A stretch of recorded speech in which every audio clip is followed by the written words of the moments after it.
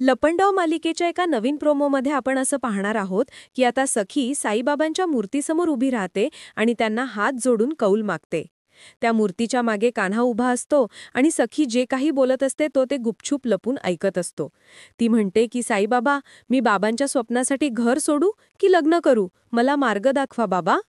नंतर कान्हाला असं वाटत असतं की सखीने तिचे स्वप्न पूर्ण करावे, म्हणून तो घर सोडून स्वप्न पूर्ण करायला जावं. हा कौल कान्हा घडवून आणतो.